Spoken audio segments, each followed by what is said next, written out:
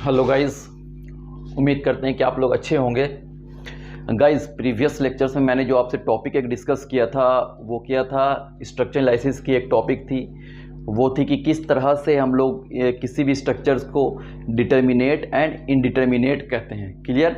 मैंने आपको प्रोसेस ही बताया था कि किसी भी स्ट्रक्चर्स को कैसे आप डिटर्मिनेट कहोगे और किसी स्ट्रक्चर को कैसे इनडिटर्मिनेट कहोगे। क्लियर? आई होप आपको समझ में आ गया होगा। आज मैं जनरली उसी टॉपिक से मैं structures different types of structures बनाऊंगा और उससे हम लोग देखेंगे कि किसी भी स्ट्रक्चर्स में मतलब डिस्कस करेंगे हम लोग आज फ्रेम स्ट्रक्चर्स के बारे में कि किसी भी फ्रेम स्ट्रक्चर्स में कैसे स्टैटिक डिटर्मिनेसी हम लोग फाइंड करते हैं। क्लियर? तो सबसे पहले ये देखो कि कोई भी टॉपिक जब हम लोग पढ़ने जा रहे हैं, ठीक है, तो सबसे पहले एक चीज़ होती है कि उस टॉपिक के बारे में जानना कि आखिर जो मैंने बोला कि आज हम लोग फ्रेम के बारे में पढ़ेंगे, फ्रेम स्ट्रक्चर्स। तो ये समझो कि फ्रेम स्ट्रक्चर्स क्या चीज़ होती है। क्लियर? तो देखो यहाँ पे मैं लिख रहा हूँ आपको फ्रेम स्ट्रक्चर। क्लियर?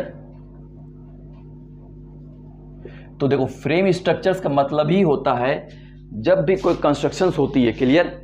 तो कंस्ट्रक्शंस में अगर आप रेसिडेंशियल बिल्डिंग बना रहे हो, कॉमर्शियल बिल्डिंग बना रहे हो, तो आपने देखा होगा कि सबसे पहला स्टेप क्या होता है। तो सबसे पहला स्टेप होता है हम लोग सर्वेइंग करते हैं। सर्वेइंग करने के बाद फिर फाउंडेशंस वर्क होती है। फाउंडेशंस के बाद क्या होता है, कॉलम होता है। कॉलम के बाद बीम और फिर स्लैब। तो फ्रेम स्ट्रक्चर्स में जनरली ये याद रखना कि फ्रेम स्ट्रक्चर्स उसी स्ट्रक्चर्स को कहते हैं जिसमें हम लोग foundation, column, beam and slab provide करते हैं। क्लियर? इसमें जनरली हम लोग ब्रिक वर्क का काम नहीं करते हैं। ब्रिक वर्क का काम बाद में हम लोग करते हैं जब फ्रेम स्ट्रक्चर्स बन के तैयार हो जाता है। उसके बाद हम लोग देखते हैं जहाँ पे भी ज़रूरत हुई वहाँ पे हमने ब्रिक पार्टीशंस वाल दे दिया। तो फ्रेम स्ट्रक्चर का मतलब ही होता है जहाँ पे ब्रिक वर्क नहीं होता है। क्लियर? तो वही होती है आपकी फ्रेम स्ट्रक्चर्स। क्लियर? तो आज हम लोग देखेंगे कि किसी भी फ्रेम स्ट्रक्चर्स में कैसे हम लोग स्टैटिक डिटर्मिनेसी फाइंड करते हैं। क्लियर? तो हम लोग देखते हैं फ्रेम स्ट्रक्चर्स। क्लियर? तो एक एग्जाम्पल से हम सबसे पहले याद रखना किसी भी फ्रेम स्ट्रक्चर्स में स्टैटिक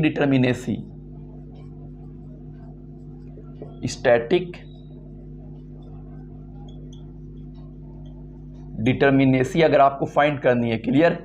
तो इसके लिए सबसे पहला स्टेप क्या होता है? सबसे पहला स्टेप होता है कि आपको जो सपोर्ट है स्ट्रक्चर्स की उसे फिक्स्ड करनी है। क्लियर? आप देखोगे कि किसी भी फ्रेम स्ट्रक्चर्स में किस तरह का सपोर्ट है। एनी हाउ पहला स्टेप क्या होना चाहिए कि आपको स्ट्रक्चर्स के जितने भी सपोर्ट है उसे फिक्स्ड करना है। क्लियर? सेकंड जो होती है वो ये होती है कि जनरली नंबर ऑफ सपोर्ट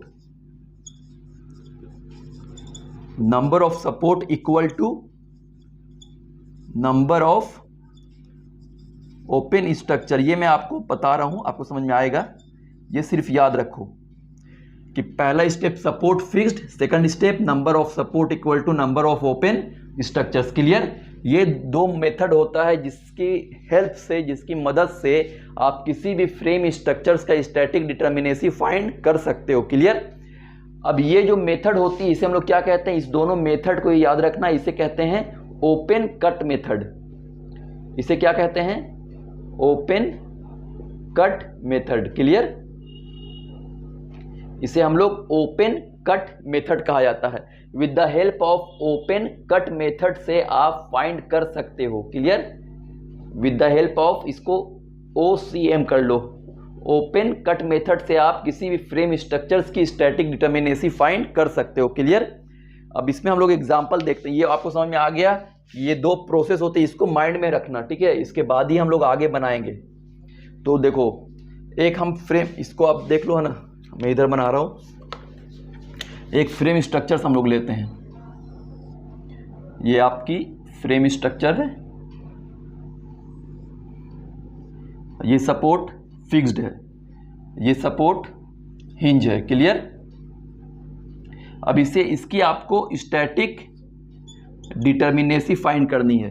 तो हम लोग जानते हैं कि किसी भी फ्रेम स्ट्रक्चर्स की जब आपको स्टैटिक डिटर्मिनेसी फाइंड करनी है तो सबसे पहला स्टेप क्या होता है?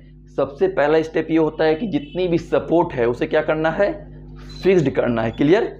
तो सबसे पहला क्या करोगे आप, इसे, एक सपोर्ट तो ऑलरेडी फिक्स्ड है ही है, सेकंड सपोर्ट में क्या करोगे आप, इसको फिक्स्ड बनाओगे। क्लियर?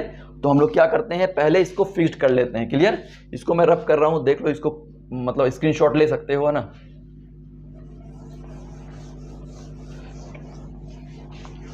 देखो पहला स्टेप क्या होगा, सबसे पहला स्टेप आप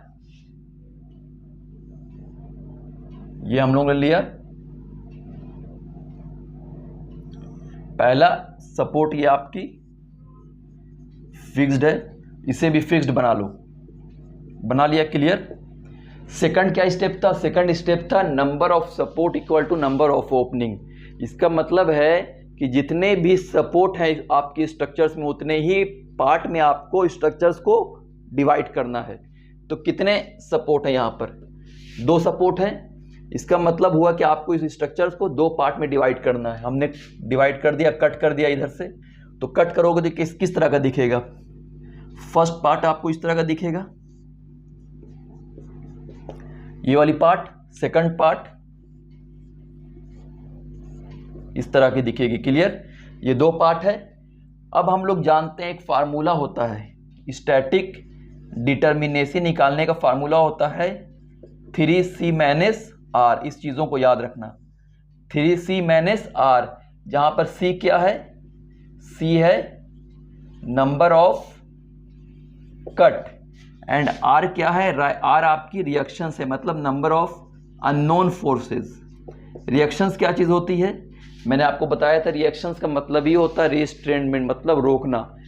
देखेंगे किस स्ट्रक्चर्स में कौन सी चीज़ रुक रही है, वही होती है रिएक्शंस ना। जैसे in the case of fix support में क्या होता है, रिएक्शंस 3 होती है, क्योंकि इसमें ना ही रोटेशन होती है, ना ही हॉरिजॉन्टल मूवमेंट होती है और ना ही वर्टिकल मूवमेंट होती है। Clear? In the case of hinge support आप लोगे तो हिंज सपोर्ट में क्या होता है, सिर्फ और सिर्फ क्या होती है, इसमें रोटेशंस हो सकती है। तो इसका मतलब है यहाँ पर जो आपको रिएक्शंस ना हो हॉरिजॉन्टल मूवमेंट होती है और ना ही वर्टिकल मूवमेंट हो रही है। इसका मतलब आप कहोगे कि in the case of hinge support में आपकी जो रिएक्शंस क्या होगी, 2 होगी। रोलर में क्या है, रोलर स्ट्रक्चर्स में ये रोटेट भी कर सकता है और हॉरिजॉन्टल मूव भी कर सकता है, सिर्फ वर्टिकल मूव नहीं कर सकता है। इसका मतलब कहाँ पे रुक रहा है, ये सिर्फ वर्टिकल में रुक रहा है। तो जहाँ पे रुक रहा है वहाँ पे मतलब रिएक्शंस वो होगा।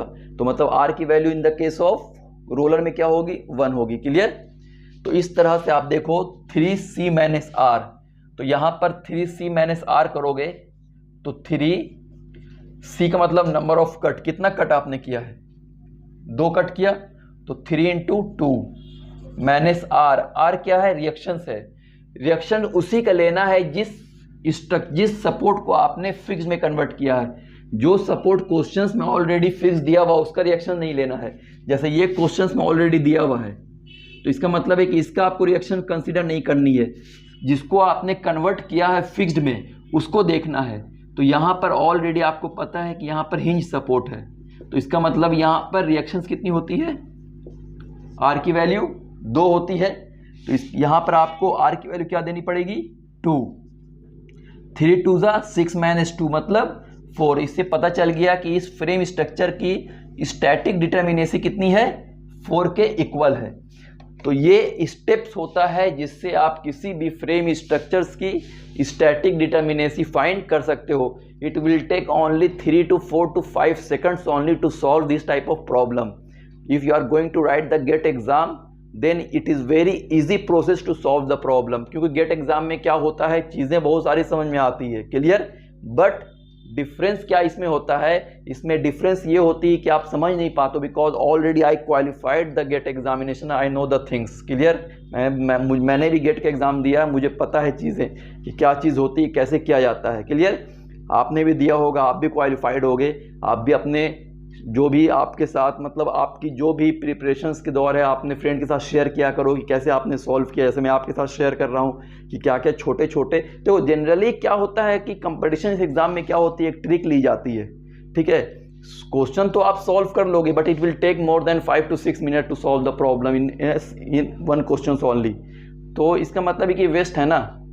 इन 5 minutes you can solve and you must solve within 5 minutes to 5 to 6 questions, 7 questions. Then after you are means you are in, आप अंदर जा सकते हो कंपटीशन के एग्जामिनेशंस में, मतलब आप क्वालिफाइड कर सकते हो। तो इसके लिए हम लोग ट्रिक देखते हैं, छोटा छोटा ट्रिक आपको समझना पड़ेगा। जैसे आप ये देखोगे इसमें क्या है, फ्रेम स्ट्रक्चर्स है, तो फ्रेम स्ट्रक्चर्स में आपको खुद ही जानना पड़ेगा कि कौन सा ऐसा प्रोसेस होता है जिससे हम लोग फाइंड कर सकते हैं एक फ्रेम स्ट्रक्चर्स की स्टैटिक डिटर्मिनेसी। तो सिंपल फार्मूला याद रखना 3C। मैंने सारा क्वेश्चन देख के आप बिना सॉल्व ये पेंसिल, ये आपको पेंसिल या कलम चलाए हुए भी आप सॉल्व कर सकते हो, दिमाग से देख करके किसी को बता दोगे कि इसकी स्टैटिक डिटर्मिनेसी कितनी होगी। क्लियर? तो ये चीज़ होनी चाहिए। जब आप इस चीज़ों को प्रैक्टिस करोगे, चीज़ों को देखने पढ़ोगे, ऑटोमेटिक ये चीज़ समझ में आपको आएगी। क्लियर? आई होप ये समझ में आ गया होगा आपको। एक क्वेश्चन और हम लोग करते हैं इस पर।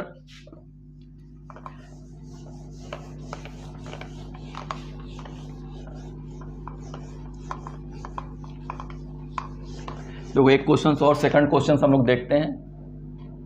एक क्वेश्चन इस तरह का देखते हैं। क्लियर? ये आपकी हिंज सपोर्ट है, ये भी हिंज सपोर्ट है, ये भी हिंज सपोर्ट है। क्लियर? ये आपकी फिक्स सपोर्ट है। इसकी आपको स्टैटिक डिटर्मिनेसी निकालनी है। सबसे पहला मैंने क्या बताया था, सबसे पहला चीज़ है कि आपको सपोर्ट जितने भी हैं उसको क्या करना है, फिक्स करना है। तो इस सपोर्ट को आप फिक्स करो। पहला स्टेप क्या होगा, इसमें जितने भी सपोर्ट है उसको फिक्स करेंगे। ये इसको फिक्स्ड, इसे फिक्स्ड और इसे फिक्स्ड, ये ऑलरेडी फिक्स्ड है ही है, तो पहला फिक्स कर देते हैं हम लोग पहला स्टेप फिक्स्ड कर रहे हैं। क्लियर?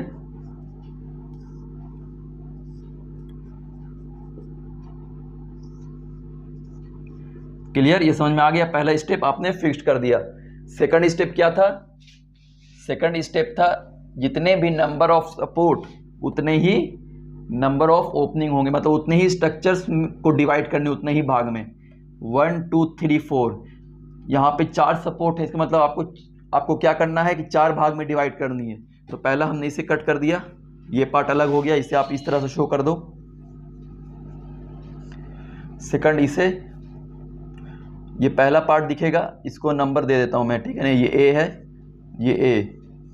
सेकंड ये पार्ट बी शो कर रहा है, इसे बी कैसा दिखेगा आपको, ये इस तरह का दिखेगा। क्लियर?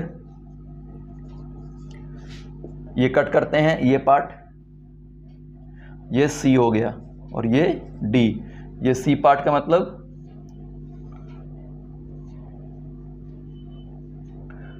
क्लियर, और चौथा डी पार्ट, ये सी हो गया और ये पार्ट डी आपकी, डी मतलब डी। क्लियर?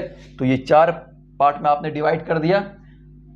अब आपको पता है कि फार्मूला क्या होता है स्टैटिक डिटर्मिनेसी निकालने का, 3C माइनस आर, 3 इंटू सी क्या हुआ, नंबर ऑफ कट। यहाँ पे कितना कट आपने किया ये नहीं देखना है कि कितने पार्ट में डिवाइड किया है, वो नहीं देखना है, कट कितना किया है, 1 2 एंड 3, 3 ही कट किया है ना। तो यहाँ पे सी की वैल्यू क्या हो जाएगी, 3, और आर क्या है, रिएक्शंस है। पहला कौन सा था, हिंज था, तो हिंज का मतलब क्या है कि आपने हिंज को फिग में कन्वर्ट किया है। तो हिंज में कितने रिएक्शंस होते हैं, 2 होते हैं, तो 2 इधर से, 2 यहाँ से, 2 यहाँ से, क्योंकि 3 ही सिर्फ है आपने कन्वर्ट किया फिक्स में, तो ये तो ऑलरेडी फिक्स्ड है ही है। तो 1 2 3 मतलब 2 + 2 + 2 मतलब आर की वैल्यू 6। तो यहाँ पे आर की वैल्यू क्या होगी, 6, 3 3 9 - 6 = 3।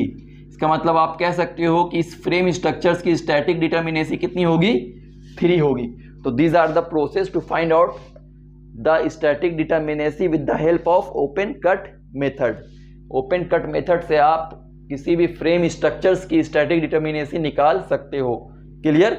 इसे कॉपी कर लो। एक क्वेश्चन और हम लोग देख लेते हैं डिफरेंट तरह का, आपको अच्छे से समझ में आ जाएगा। ठीक है? क्लियर? एक क्वेश्चन और देखते हैं हम लोग।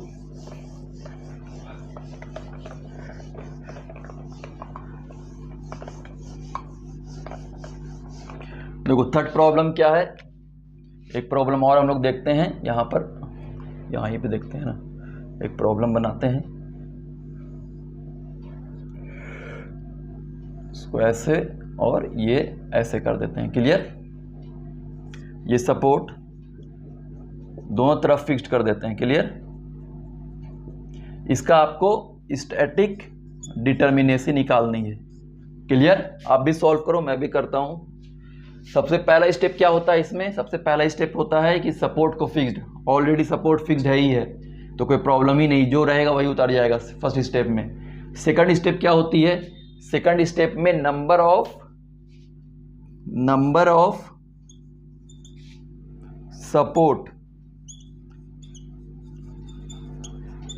सपोर्ट इक्वल टू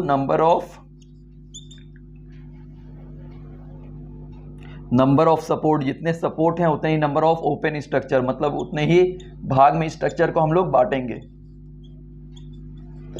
2 सपोर्ट है तो मतलब 2 भाग में बांटेंगे। क्लियर? तो यहाँ पे 2 भाग में बांट सकते हो आप। पहला देखो, ये स्ट्रक्चर है, यहाँ पे कट करो, यहाँ पे कट करो, एक भाग यहाँ आ गया, दूसरा 2 भाग, चलो एक क्वेश्चन और हम ऐसे ले लेते हैं, अगर आप चाहो तो इधर से ले लेते हैं। क्लियर? क्योंकि हमने ये इसको बनाया दूसरी तरह से, ये एक सपोर्ट और है। अब पहला हमने ये काट दिया, सेकंड इधर से काटो, यहाँ से काटो। क्लियर? तो number of support equal to number of open structures. तो इस तरह से आप देख सकते हो कि यहाँ पर 3 सपोर्ट था तो हमने 3 भाग में स्ट्रक्चर्स को डिवाइड किया है। पहला भाग ये है, ये कैसा दिखेगा? पहला भाग ये फर्स्ट भाग है, ये सेकंड और ये थर्ड है। पहला भाग आपका जो दिखेगा वो इस तरह का दिखेगा, ये है, ये ऐसे, ये ऐसे। क्लियर? पहला भाग आपका ये दिखेगा, दूसरा भाग ये।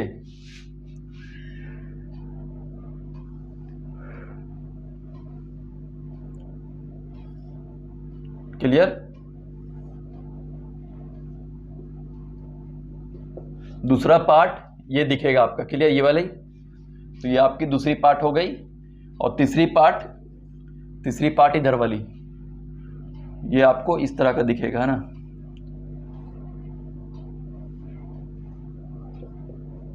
ये दिखेगा ना, ये वाली पार्ट। क्लियर? तो ये 3 भाग में, क्योंकि नंबर ऑफ सपोर्ट 3 था तो number of support equal to number of open structures, तो 3 भाग में हमने डिवाइड कर दिया।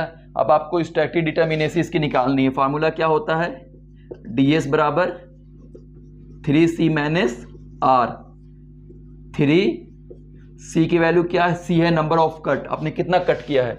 1 2 3 4, तो c की वैल्यू यहाँ पर 4 माइनस r क्या है? r रिएक्शंस है। यहाँ पे तो सभी सपोर्ट ऑलरेडी फिक्स था तो इसमें तो आपने कोई कन्वर्ट किया ही नहीं फिक्स, तो मतलब r की वैल्यू क्या हो जाएगी यहाँ पर? 0। तो इसका मतलब आंसर आपका स्टैटिक डिटर्मिनेसी का 12 आएगा।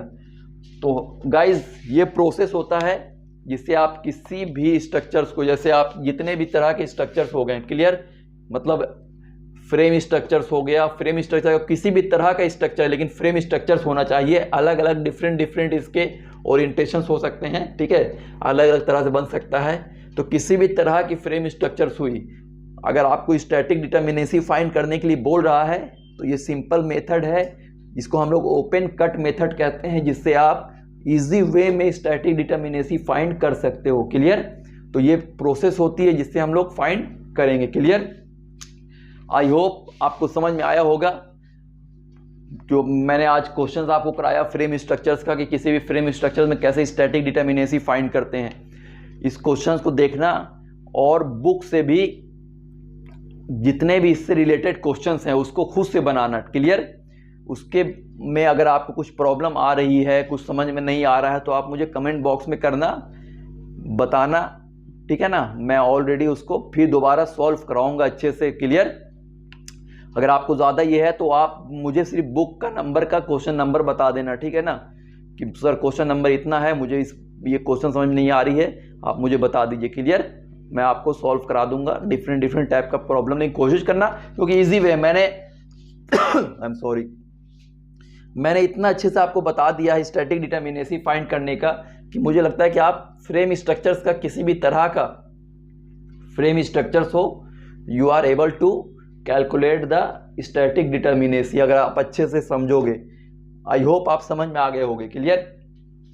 देखो, रीज़न क्या होता है कि जब आप क्लास कर रहे हो, चीज़ों को सुन रहे हो, ठीक है, सुनने के बाद अगर आप 70 to 80% कॉप अप कर रहे हो, मतलब it is very good. Clear? ये नहीं कि सिर्फ सुन करके फिर बाद में कर दिया कि बाद में तो समझेंगे, कुछ समझ नहीं आया, तो उसका मतलब है कि आप कंसंट्रेट होकर के सुन नहीं पा रहे हो, समझ नहीं पा रहे हो। सबसे अच्छी मतलब स्टडी का सबसे अच्छा मेथड ये होता है सुनना। क्लियर? क्योंकि जो ब्लाइंड स्टूडेंट होते हैं, खुद सोचो कि IAS ऑफिसर एक बनी है ब्लाइंड स्टूडेंट्स, वो कैसे सुनी करके ना, सुनी चीज़ों को समझी, उसके बाद तो वो सबसे अच्छा मेथड ये होता है कि चीज़ों को सुनो। सुनने से क्या होता है कि बहुत जल्दी चीज़ें कॉपअप में आती है, माइंड में आ जाती है। ठीक है, उसके बाद उस चीज़ों को सॉल्व करो अच्छे से, ये करो, दिमाग में अड़ जाती है। क्लियर? किसी भी चीज़ को कंसंट्रेट हो करके समझोगे, पढ़ोगे, ऑलरेडी आई। कोई चीज़ ऐसी नहीं है यार, इंसान ही ने सब कुछ किया है। ठीक है ना, इंसान ही है जो मतलब अब ये जो आप फ्रेम स्ट्रक्चर देख रहे हो तो कोई ना कोई इंसान ही ने इसे लिखा है ना। ठीक है, उसने भी पढ़ाई किया, पढ़ाई करने के बाद उसने बुक लिखा, तो वो भी तो चीज़ इंसानी है ना। तो उस तरह से हम आप भी हैं, लेकिन उसने भी पढ़ने में दिल लगाया, आप भी कंसंट्रेट होकर पढ़ो, आराम से चीज़ों को समझो, अच्छे से करो। आपने पढ़ लिया, जैसे मुझे भी किसी ने पढ़ाया, फैकल्टी ने, मैं आपके साथ शेयर कर रहा हूँ, कल आप भी किसी अपने जूनियर के साथ शेयर करोगे, तो ये क्या होती है, एक साइकिल होती है। क्लियर? लेकिन अगर आपके पास अच्छी नॉलेज है तभी आप शेयर कर सकते हो किसी के साथ। शेयर करने के लिए भी तो चीज़ें कि आपके पास नॉलेज होनी चाहिए ना, और नॉलेज के लिए आपको पढ़ना ज़रूरी है। क्लियर?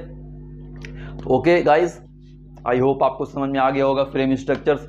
कल हम लोग दूसरा एक बीम लेंगे और उसके बाद उसको में देखेंगे कि किसी भी बीम में कैसे स्टैटिक डिटर्मिनेसी फाइंड की जाती है। ठीक है, कोई 2 3 4 एक हार्ड मैं कोशिश करूंगा कि मतलब नीचे से ऊपर जाऊं। ठीक है, छोटा प्रॉब्लम लूंगा, फिर थोड़ा हार्ड, उस तरह से स्टेप वाइज, क्योंकि डायरेक्टली अगर स्टेप वाइज हार्ड ले लूँगा ना तो उससे क्या होगा कि आपको भी समझ नहीं आएगी चीज़ें। मेरा मेन मोटिव यहाँ पे खड़े होकर कि आपको चीज़ें समझ में आ जाए। अगर आपको चीज़ें समझ में आ गई मतलब मेरा यहाँ पे खड़े होने का मकसद पूरा हो गया। क्लियर? ये चीज़ है। ओके गाइज, आई होप आपको समझ में चीज़ें आ गई होगी। नेक्स्ट क्लास में फिर मिलते हैं। Okay, bye, good night.